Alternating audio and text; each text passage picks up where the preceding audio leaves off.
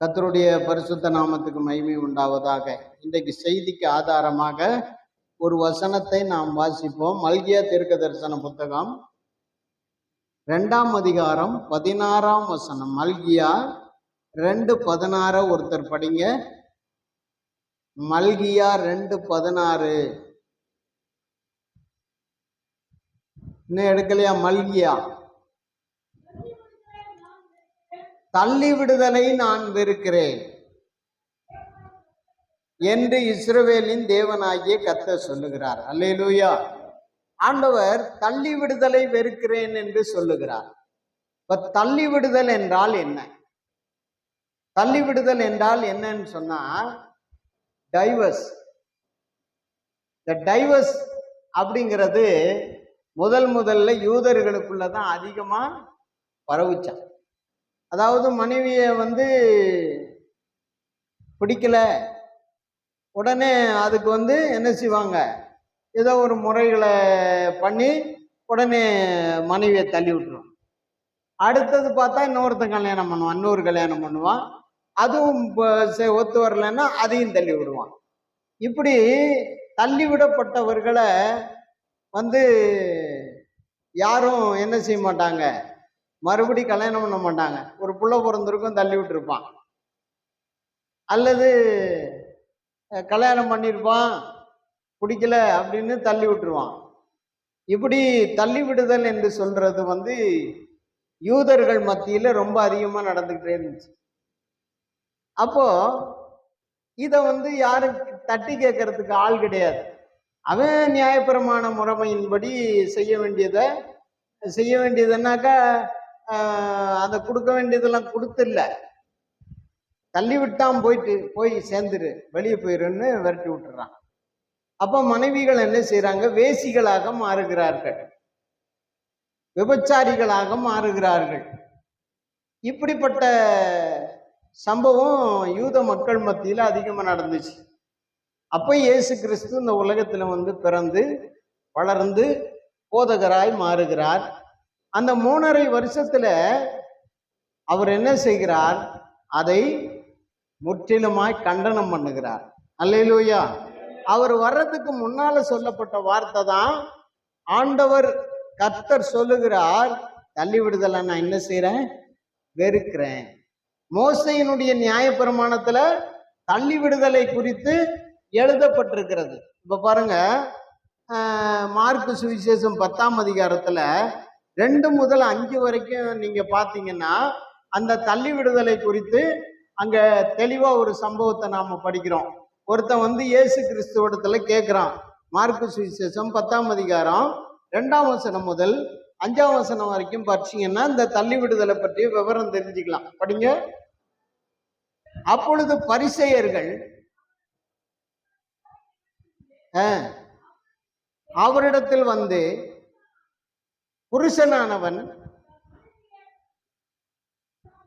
தன் மனைவியை தள்ளி விடுவது நியாயமா என்று கேட்டார்கள். அவர் பிரதியுத்தரமாக, மோசே உங்களுக்கு கட்டளையிட்டு இருக்கிறது என்ன என்று கேட்டார். அதற்கு அவர்கள், இங்க பாருங்க, தள்ளுதல் சீட்டை எழுதி கொடுத்து அவளை தள்ளிவிடலாம் என்று மோசே உத்தரவு கொடுத்திருக்கிறார். அப்ப நியாயப்பிரமாணத்துல எழுதி இருக்குதான், தள்ளுதல் சீட்டை எழுதி மனைவிக்கு கொடுத்து உன்னை நான் தள்ளிடுறேன்னு சொல்லிட்டா தள்ளிட்டது முடிஞ்சு போச்சு. இந்த முஸ்லிம்கள்ல தலாக்குன்னு சொல்லி ஒரு தலாக்கு சட்டம் ஒன்று கொண்டு வந்தானுங்க பாருங்க.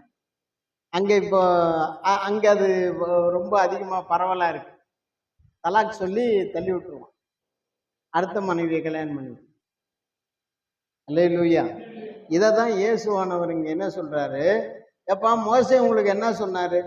அதான் தள்ளுதல் சீட்டை கொடுத்து தள்ளி விட்டுறலான்னு எழுதியிருக்காரு அப்படின்னு சொல்றான். அடுத்தது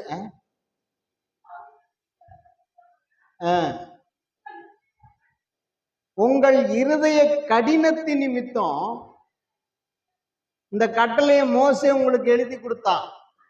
ஆகிலும் ஆதியிலே மனுஷரை சிருஷ்டித்த தேவன் ஆணும் பெண்ணுமாக உண்டாக்கினார். இது நிமித்தம் புருஷனானவன் தன் தகப்பனையும் தன் தாயையும் விட்டு தன் மனைவியோடு இசைந்திருப்பான், அவர்கள் இருவரும் ஒரே மாம்சமாய் இருப்பார்கள். இவ்விதமாய் அவர்கள் இருவராயிராமல் ஒரே மாம்சமா இருக்கார்கள். அறிவு கட்டவனே, மோசே எழுதி கொடுத்தாண்டா, உங்க கடினம், இருதய கடினம். நீங்க பெண்ணை தள்ளி விடுவீங்க, நீங்க அடிச்சே கொண்டு கொடுமைப்படுத்துவீங்கன்னு மோசே என்ன பண்ணார்?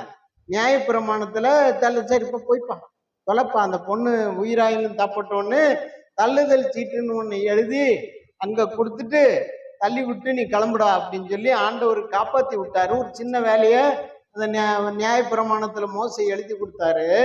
ஆனா இங்க நான் சொல்றேன், ஆண்டவர் ஆதியிலேயே எதை படைச்சார்? ஆணும் பெண்ணுமாக ஒருத்தனை படைச்சாரா. அதனால ரெண்டு பேரும் ஒரே மாம்சம்தான், ஒண்ணு பிரிக்க முடியாது. அப்படி இருக்க தள்ளுதல் சீட்டுக்கே அலைகிறீங்களாடான்னு ஆண்டவர் திட்டிட்டு சொன்னார். அத கர்த்தர் சொன்னார். இயேசு பிறப்பதற்கு சுமார் 2000 ஆண்டுகளுக்கு முன்னால அங்க தள்ளுதல் சீட்டு, அதாவது தள்ளி விடுதலை நான் என்ன செய்யறேன், வெறுக்கிறேன்னு கர்த்தர் சொன்னார். இங்க இயேசுவானவர் சொல்லுகிறார், தள்ளி விடுவது நல்லதில்லை. அல்லேலூயா. தள்ளி விடுவது நல்லது இல்லப்பா. ஒரு மனுஷன் ஆணும் பெண்ணுமாக இருக்கிறான். ஒரு மனுஷன் ரெண்டா கிடையாது, பெண் வேற ஆண் வேற கிடையாது. முதல்ல ஆணை உண்டாக்கினார், ஆணின் விலா எலும்பிலிருந்து பெண்ணை உண்டாக்கினார். மனுஷன் தனிமையாய் இருப்பது நல்லது அல்ல என்று கண்டு ஏற்ற துணையை அவனுக்கு உண்டாக்குவோமாகன்னு ஏற்ற துணையை உண்டாக்குனாரு. ஏற்ற துணைன்னு உனக்கு உண்டாக்கி உனக்கு கொடுத்து இவ்வளவு நாள் நீ இருந்துட்டு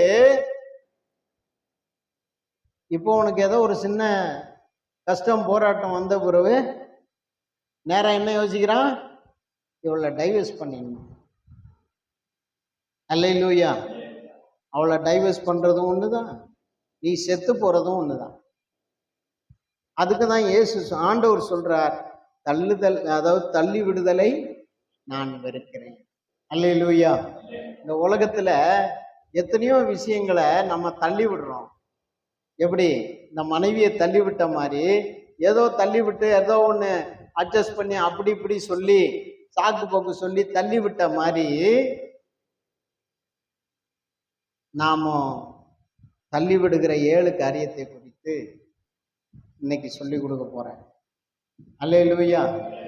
நீ 7 காரியத்தை தள்ளி விடுதல் நல்லதல்ல, தள்ளி விடுதலை கர்த்தர் வெறுக்கிறார். முதல்ல நாம இங்க யாரை தள்ளி விடுறான்னு பார்த்தோம். தள்ளி விடுதல்ங்கிறது எங்க இருந்து வந்துச்சு? கணவன் மனைவிங்கிற உறவை முறிச்சு எவனோ குறுக்க பூந்தான், சாத்தான் குறுக்க பூந்தான். அல்லேலூயா. குடும்பத்தை ஏற்படுத்தினது யாரு? கர்த்தர். ஏற்ற துணை என்று சொன்னது யாரு? ஏற்ற துணையா ஏற்றுக்கொண்டது யாரு? ஆதாம். ஆதாமும் ஏவாளும் எலும்பில் எலும்பும் மாம்சத்தில் மாம்சமா வாழ்ந்தார்கள். அப்படிப்பட்ட ஒற்றுமையை கெடுக்கும்படி சாத்தான் தள்ளுதல் சீட்டுன்னு ஒன்ன கொண்டு வரச்சு. அல்லேலூயா. அதையே அவனுங்களுக்கு சாதகமா மாத்திக்கிட்டு எவன் பொண்டாட்டியெல்லாம் பிடிக்கலையோ அவெல்லாம் தள்ளி விடுறா. தள்ளுதல் சீட்டை எழுதி கொடு, அதுக்கு ஒரு முறை இருக்கு. நேரம் இந்த இடத்துக்கு போக வேண்டியது, பஞ்சாயத்துக்கு போக வேண்டியது. இந்த பொம்பளை என்ன பிடிக்கலையா? சரி, என்ன விஷயம், என்ன காரணம், அப்படி இப்படி மேலோட்டமா விசாரிச்சுட்டு, சரி தள்ளுதல் சீட்டு இருக்கு, இந்த தள்ளுதல் சீட்டை எழுதி இது பண்ணு, இதை அவங்களுக்கு கொடு, அதில் இதெல்லாம் எழுதி கொடுத்துட்டு சரி நீ போ, கிளம்பு. அல்லேலூயா. அல்லேலூயா. அது ஆண்டவருக்கும் பிடிக்கல, ஆண்டவரால் அனுப்பப்பட்டு அவருடைய குமாரனாய் இந்த பூமிக்கு வந்து அவதரித்த இயேசுவுக்கும் பிடிக்கல.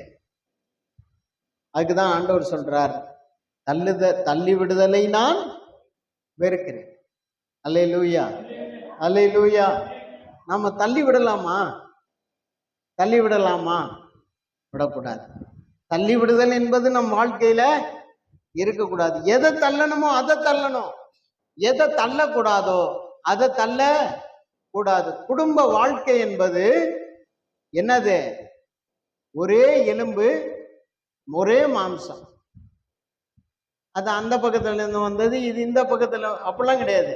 ஒரே மனுஷனுடைய விழாவில் இருந்து எடுக்கப்பட்டது. அல்லேலூயா.